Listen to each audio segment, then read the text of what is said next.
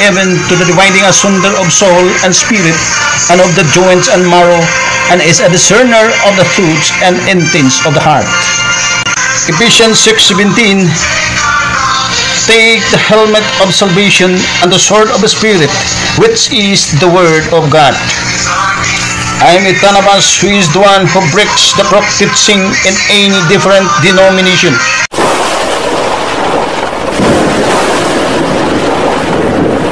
What's up mga kabransis? Once again, Itanabas channel na naman, may panibago na naman tayong video mga kabransis, at kailangan ninyong mapanood ito mga kabransis, lalo na sa mga taga mga Bisayao, Luzon, Visayas, Mindanao, or Visayas, Mindanao, mga Bisaya, kailangan na maunawaan natin ang salita ng Diyos, lalo na especially to all believers of Christ. So akong ipunto kini patungkol po ito sa mga Christian believers of Christ, mga kumikilala sa sarili na sila daw ay Kristiyano, ngunit ito po ang salita ng Diyos mga kabransis, ito po, kung hindi makaintindi sa Bisaya, kailangan basahin ko ito sa Bisaya, ito po para ito sa mga Kristiyano nga nagki-claim na Kristiyano daw, believers of Christ, or Kristohanon daw. So ang sabi po ng salita ng Diyos, tandaan ninyo mga kabransis, dito po sa mundo marami pong mga nakatakda,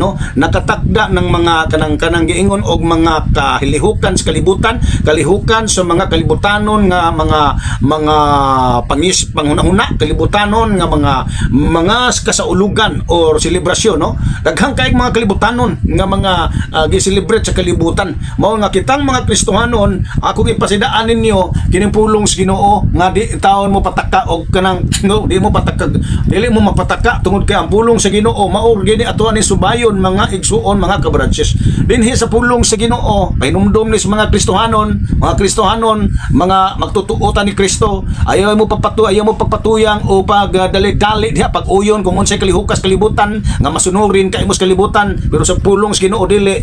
Diri pulong sa Ginoo, ikaduhang Korinto kapitulo 6 versikulo 14 hangtod tas 17. Okay, dire. Ayaw kamo pang pahiangay sa inyong kaugalingon kauban sa mga dili magtutuo diha sa maurang usa ka yugo, kay unsa may tigkumbuyahan sa pagkamatarong o sa pagkadautan, o unsa may pakigambitan sa kahayag o sa kangitngit, unsa may pakiguyunan ning Kristo kang bilyal, unsa may iya sa magtotoo nga kapakigsaluhan sa dili magtotoo, unsa may pakiguyunan sa templo sa Dios o sa mga Dios, kay kita mao ang templo sa Dios nga buhi sumala sa giingon sa Dios. Ako magapupuyo sa sulod nila og magalihok diha kanila, og ako mahimong ilang Dios og sila mahimong akong katawhan. Busa panggula kamo gikan kanila og magpalain kamo gikan kanila, nagaingon ang Ginoo, og ayaw na kamo paghikap og mahugaw, unya pagahinangpon ko kamo. Panggula mo gikan nila. Kitang mga Kristohanon nangguwa na ta yan ng mga patakaran, mga pamaagi, practice sa mga dili mga magtutuo ning Kristo, mga unbelievers. Mao nga usa ka tambag para sa Kristohanon, epektibo ni likay ug lihay mo sa mga okasyon nianang mga gitakda sa mga sa kalibutanon nga mga kalihukan. Kay bawal nang makipahiangay ta sa atong kaugalingon kauban sa dili magtutuo diha sa usara kay yugo, kay way pakigkumbuyahan sa kahayag og sa kangitngit, way kumbuyahan sa pagkamatarong og pagkadautan, way pakigambitan ang kahayag diha sa kangitngit, way pakiguyunan kang Kristo og kang bilyal, walay pakiguyunan diha sa mga walay pakigsaluhan ang mga magtutuo sa dili mga magtutuo, timan-an ninyo unya wa tay pakiguyunan sa mga templo sa mga Dios. Mao nay timan-i ninyo mga igsuon, dili kay mo ayaw mo og sunod, ayaw mo og practice anang mga kalibutanon nga mga kalihukan okasyon, kunwari ta nga pero di kita gyapon nag-apply lang gyapon ta sama anirong maabot na po nga Pebrero, Oh, kanang February gitawag na nilag Valentine's Day, gitawag na nilag Love Month. Pero ang ubang mga Kristiyano nag sa ulo gihapon. Kunwari kuno love unsa na ding love na dia. Dili man na siya nakiguyon kung gusto tang maghimo tag mga pag-celebrate og love nato dias Ginoo. Love ayo gitumong anang mga lugar panahona ni anang buwan na kay skang Valentino na nga selebrasyon sa Katoliko na. Oh. Suro man Katolik nga usa ka pare nga si Valentino. Ano nga to maging itumong diha?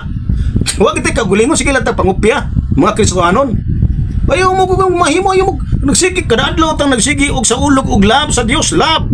Kay sige tag tuon sa pulong sa Ginoo basa sa pulong sa Ginoo daig ampo gi sa ulog nato kanunay love diha sa Dios love sa isig katao nato love sa to ang mga silingan o neighbor no na petiso niya nagsaulog mo anang February Valentine's Day no ayaw mo pakikuyon tanawa pulong sa Ginoo tanawa pakitunta mo kung unsay giingon ni Apostol Santiago mga apostol lagi ning namung nato ano kagahi magi nato ko musungano maging musunod mangita anang mga practice ana nga bawal man na ha wa mo kasapya pero kinahanglan ato aning ako ning gikuan ang tingo para ni madiin para ni siyang maka-absorb ning mao nga advice pulong sa Ginoo sa Santiago kapitulo 4 bersikulo 4 mga kabranses no maatod pa din nagingon mga maluibon wala baka mo masayod nga ang pakighigalaay uban sa kalibutan mao'y pakig-away batok sa Dios busa bisan kinsa nga buot mahigala sa kalibutan magahimo sa iyang kaugalingon na kaaway sa Dios tanawa mao na giingon sa pulong sa Ginoo pag makiguyon-uyon lang ka ng mga kalibutan unsay mga okasyon diha nakihigala ka nakig-away ta sa Dios mo nang dili kita mo practice ana di mo lihay kita ana ha maluibon gingalan og maluibon ng mga tao nga nakiguyon-uyon nakigmurabag higala ra bag mga kalibutan oh pagkig-away na nato ngadto sa Dios niya bisan kinsa nga mahimong mahigala kuno sa kalibutan mahimo ang iyang kaugalingon nga kaaway ka sa Dios. Ha? Yun naman. Natanawas versikulo 5. Nagadahom ba ka mo nga wala lamay hinungdan ng pag-ingon sa kasulatan uban sa pangabubho siya gimingaw sa espiritu nga iyang gipapuyo sa sulod nato. Dunay pagpangabubho ang Dios ana. Munang di gihugtang bawal na. Nakik-away ta. Ha? Wa ba ni kuno hinungdan sa kasulatan nga pangabubho man ni? Ang bubuho man gid ang Dios ani, di ba? Mao na mga kabransis nga alang kini no sa mga Kristohanon nga nag-claim kang Kristohanon ka believers of Christ pero naalang ipon sige lang ipon nga practice anang okasyon na ng mga kalibutanon magbantay ka kay nakig-away ka sa Dios bantayan na imong kaugalingon. Praise God. Praise the Lord. Hallelujah. Dalay ko na Dios. Maayo ang Dios. God is great. God is good and God is always merciful.